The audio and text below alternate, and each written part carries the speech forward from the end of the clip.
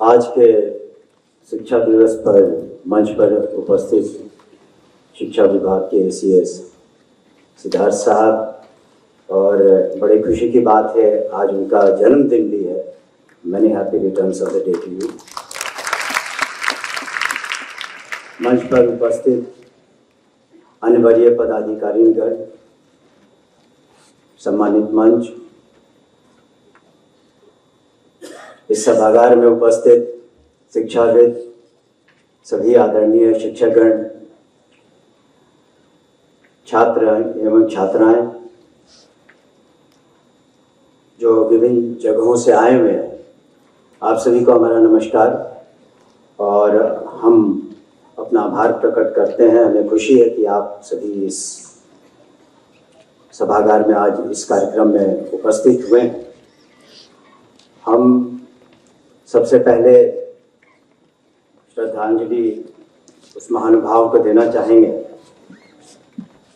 जिसके बारे में आप सभी ने सुना है, जाना है।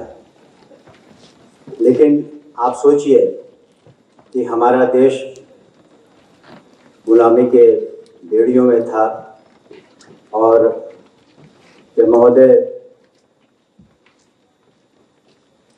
शिक्षा विभाग के मंत्री बने तो कितनी मुश्किलों का सामना करना पड़ा होगा। आज बहुत चीज़ें आज़ाद भारत में, बिहार में, अन्य राज्यों में पूर्व से थी और उसको हम आगे लेकर जा रहे हैं।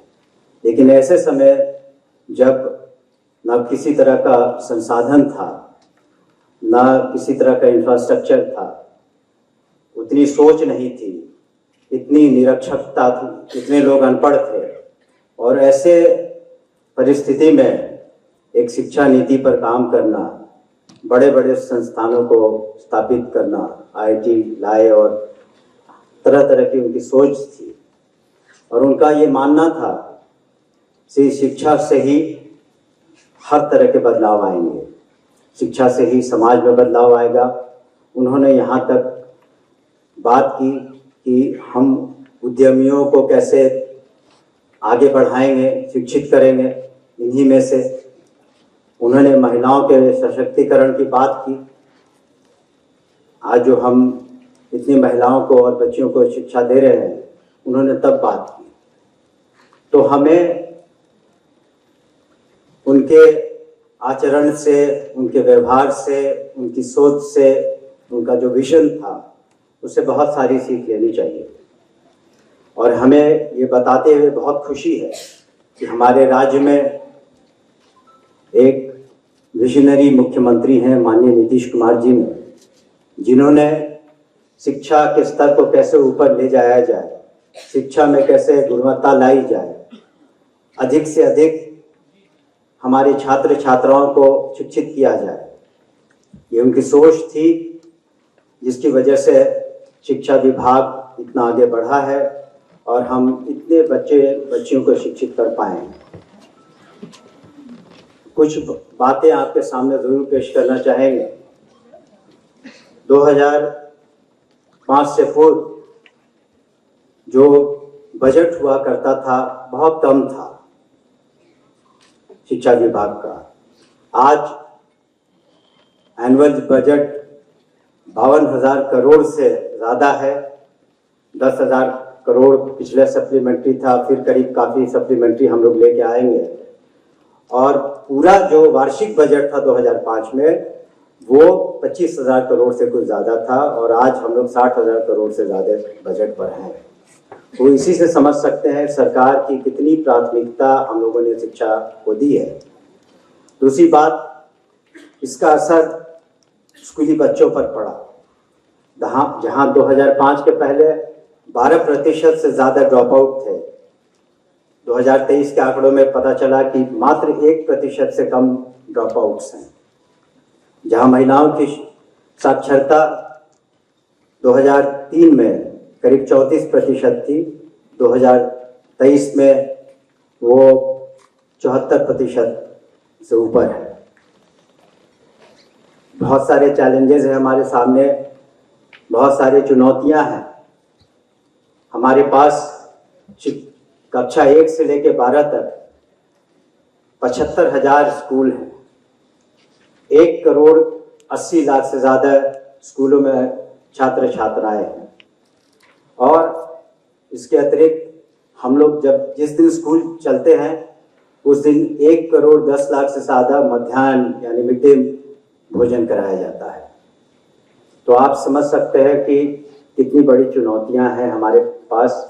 हम उच्च शिक्षा की अभी नहीं बात कर रहे। उच्च शिक्षा में तो 25 लाख से ज़्यादा यूनिवर्सिटीज़ में स्टूडेंट्स हैं, प्राइवेट स्कूल्स में 20 लाख से ज़्यादा स्टूडेंट्स हैं। तो इन सब चुनौतियों को माननीय मुख्यमंत्री जी ने अवसर में बदला है और निश्चित रूप से काफ़ी सुधार हुआ है शिक्षा के क्षेत्र में।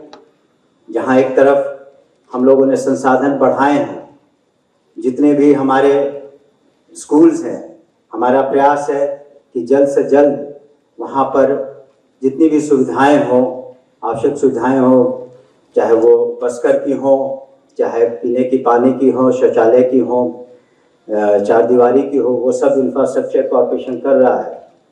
क्लासरूम्स की ज़रूरत है और हम लोगों ने तो माननीय मुख्यमंत्री जी के नेतृत्व में हर एक पंचायत में +2 स्कूल खोल दिया है। उसमें भी संसाधनों की ज़रूरत है, लेकिन अब शिक्षा हर स्तर तक, हर गांव तक पहुंच रही है।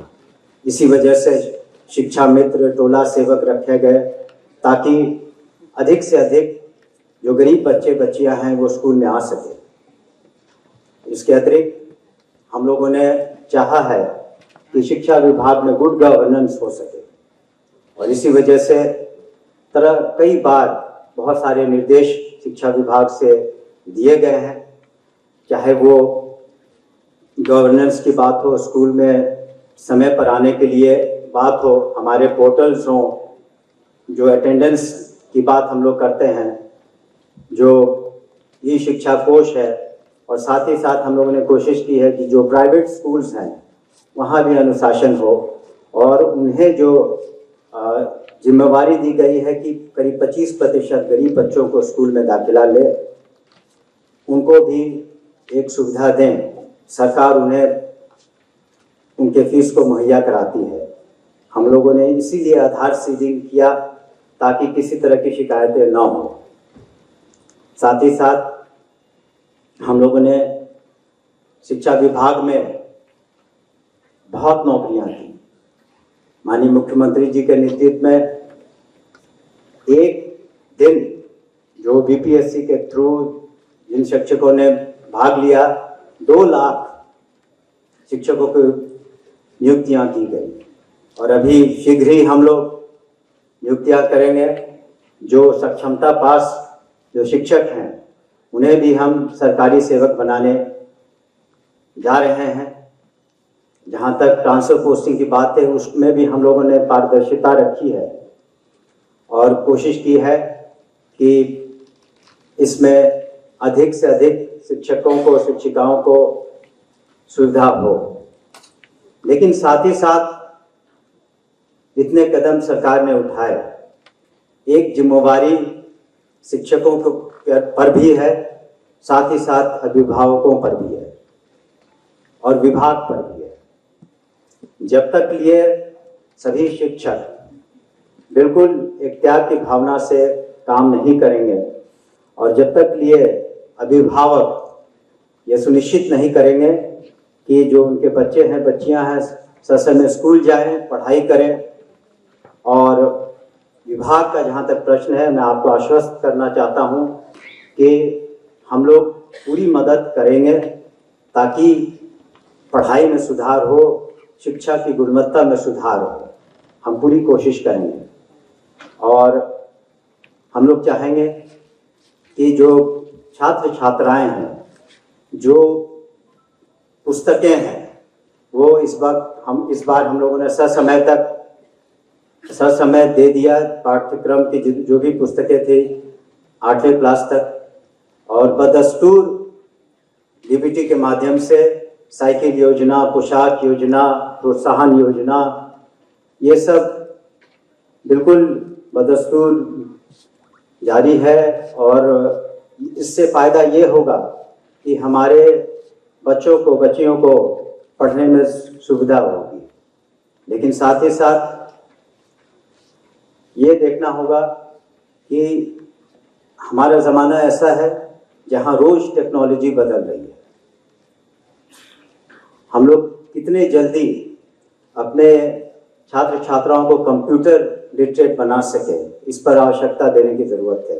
अब तो आर्टिफिशियल इंटेलिजेंस का ज़माना है और पूरी दुनिया बदल रही है। साथ ही साथ ये भी देखना होगा, जो एक कमी हमने अपने निरीक्षण के दौरान कई स्कूल में हम गए, वहाँ हमने देखा कि जो सोशल मीडिया का मिसयूज़ है, सोशल मीडिया का जो मिसयूज़ है, बहुत समय बच्चों का और हर इंसान का सोशल मीडिया मोबाइल पर जा रहा है। तो ये आवश्यक है कि बैक टू बुक्स उन्हें करना बहुत आवश्यक है। सोशल मीडिया पर जितना वक्त बच्चे दे रहे हैं या वयस्क भी दे रहे हैं, अगर किताबों पर उतना वक्त दिया जाए तो बेहतर होगा। इन डेप्थ जो स्टडी होती है वो करना बहुत आवश्यक है। आप देख रहे होंगे कि इसका असर क्या है। चारों बगल आप देख रहे होंगे कि न्यूज़पेपर के सर्कुलेशन में गिरावट आई है। पटना में मैं स्टूडेंट था तो बहुत किताबें दुकानें थी, ट्राइसेल था, रीडर डाइजेस्ट था, हम लोग जाते थे किताबें खरीदते थे। अब स्टेशंस पर हमेशा किताबों की दुकानें रहती थी। अब धीरे धीरे हम सब देख रहे हैं कि काफ़ी कुछ बंद हो गया है। तो ज़रूर किताबों पर ध्यान देना की आवश्यकता है। ऑस्ट्रेलिया में इस पर विचार किया जा रहा है कि किस तरह से इसको एनैक्ट किया जाए कि सोशल मीडिया का मिसयूज़ स्टूडेंट्स ना कर सके। इस पर लेजिस्लेशन लाने की बात हो रही है। तो लेजिस्लेशन तो नहीं, लेकिन हम लोग ज़रूर अनुशासन ला सकते हैं इस वक्त इस पर। और पिछली बार भी हमने कहा था कि हम पढ़ लिख करके जो भी बन जाए, ये बहुत ज़रूरी है कि हम अच्छे इंसान बने। और मैं पुनः उस वाक़या को, उसमें से शायद आप लोग कुछ थे, फिर भी दोहराना चाहूँगा कि जब मैं सीनियर एसपी पटना था यहाँ पर, तो गवर्नर हाउस में आकर हमारे महामहिम APJ कलाम साहब ठहरे हुए थे और रात में मैं सिक्योरिटी अरेंजमेंट्स देख रहा था। तब मैंने देखा कि his excellency president of India नीचे आते हैं अपने ADC के साथ और उन्होंने बहुत सारे सवाल किए हमसे, उन्हें हम दोहराना चाहेंगे। उन्होंने पूछा हमसे कि कल जो मैं अंग्रेजी में बोल रहे थे, वो स्पीकिंग इन इंग्लिश, कि कल जो बच्चे आ रहे हैं उनकी संख्या कितनी है, हाउ मेनी स्टूडेंट्स, उसमें गर्ल चिल्ड्रन कितने हैं, बॉयज़ कितने हैं, कितने पब्लिक स्कूल्स के हैं, कितने प्राइवेट स्कूल्स के हैं, आपने उनके रिफ्रेशमेंट्स का क्या इंतज़ाम रखा है, आपने मेडिकल एड क्या रखा है, आपने ट्रांसपोर्टेशन की क्या व्यवस्था की है, यहाँ पर चूँकि गर्मी का दिन था सफिशेंट फैंस हैं कि नहीं, उनका सीटिंग अरेंजमेंट्स क्या है, हर चीज़ उन्होंने देखा। और अंत में उन्होंने मुझे कहा कि तुम चले जाओ, बिल्कुल वो काफ़ी बड़ा है राजभवन का लॉन, वहाँ पर खड़े हो जाओ। और वो माइक पर चले गए जो डायस पर बना हुआ था, और उन्होंने माइक को चेक किया कि तुम्हें हमारी आवाज़ सुनाई दे रही है नहीं। So you know that is the kind of citizen we want, कि आप स्टूडेंट हैं, आप डॉक्टर बन जाएं, IAS IPS में बन जाएं, पॉलिटिक्स में भी आ जाएं, सब कुछ हो जाए, लेकिन एक ह्यूमैनिटी बहुत ज़रूरी है, इंसानियत बहुत ज़रूरी है, फेलो फीलिंग बहुत ज़रूरी है। हम तो शिक्षा विभाग के पदाधिकारियों से ज़रूर कभी कभी आग्रह करते हैं कि औरों को भी हमें सोचना चाहिए कि कैसे बच्चों को, जो हम लोग जिस व्यवस्था में हैं, पोजीशंस में हैं, कैसे हमारे बच्चे हमसे बेहतर कर सकें, वो हमारा सक्सेस का पैरामीटर होना चाहिए। तो हमें एक अच्छा सिटीजन बनाने की भी ज़रूरत है, जो न सिर्फ अपनी ड्यूटीज़ के बारे में जाने, अपने के बारे में जाने, और अपने राइट्स के बारे में तो सभी जानते हैं, और तभी हम अपने सूबे को आगे बढ़ा सकेंगे। सरकार ने बहुत सारी सुविधाएं दी हैं। नए फील्ड्स में टेक्नोलॉजी को ऊपर करने के लिए आर्यभट्ट नॉलेज यूनिवर्सिटी खोला गया है ताकि हमारे बच्चे अच्छा कर सकें। आईटी में आईटी पटना की स्थापना की गई। तो बहुत सारे ऐसे संस्थान खोले गए हैं और आज के युग में बहुत सारी अपॉर्चुनिटीज़ हैं सभी के लिए। और शिक्षकों का काम है कि हम बच्चों के टैलेंट को पहचानें, उनको नर्चर करें ताकि वो अपने अपने फील्ड में ग्रो कर सके। जैसे कि मैं गया था किलकारी इंस्टीट्यूशन में, संस्थान में, तो वहाँ भी आप देखें टैलेंट का कितना खजाना है। बच्चे वहाँ चाहे डांस हो, ड्रामा हो, कविता हो, स्मॉल डॉक्यूमेंट्री फिल्म मेकिंग हो, या इस तरह की जो प्रतिभाएं हैं किलकारी में हैं। और उसी तरह फर्स्ट से फिफ्थ तक जो स्कीम्स लाए गए हैं ताकि बच्चे खेलते खेलते पढ़ाई करें। तो बहुत सारी इनोवेशंस की भी ज़रूरत है और हम लोगों ने पत्रिकाएं भी दी हैं कि हमारी बेस्ट प्रैक्टिसेस कौन से हैं। आज हमने देखा और हम सभी जानते हैं कि विभिन्न स्कूलों में शिक्षा दिवस मनाया जा रहा है और जो विभिन्न प्रतिभाएं हैं उनको हम कैसे सम्मानित करें और टैलेंट को कैसे नर्चर करें। एक बात और है कि जो हमने देखा कि स्पोर्ट्स में, फिजिकल एजुकेशन में धीरे धीरे बहुत कमी आई है। हम लोग स्टूडेंट्स थे तो स्पोर्ट्स पर बहुत जोर था। एक फिजिकल एक्टिविटी की भी बहुत आवश्यकता है। सिर्फ किताबी नॉलेज काफ़ी नहीं है। एक फिजिकल एक्टिविटी से आपको टीम वर्क बनता है, लोग साथ आते हैं, बच्चे साथ आते हैं। और यहाँ जो बच्चे हैं उनको तो मैं ज़रूर कहना चाहूँगा कि ये जो स्कूल लाइफ है आपके ज़िंदगी का बहुत ही सुनहरा पल रहेगा। आपकी जो दोस्तियाँ हैं, आप जो फ्रेंडशिप्स फोर्ज करिएगा, अभी जो दोस्त बनेंगे वो आपका ज़िंदगी भर से दोस्त आपके साथ रहेंगे। तो आपको पढ़ाई भी करनी है, फिजिकल एक्टिविटी भी करना है और एक बहुत ही हेल्दी एनवायरनमेंट में एंजॉय भी करना है।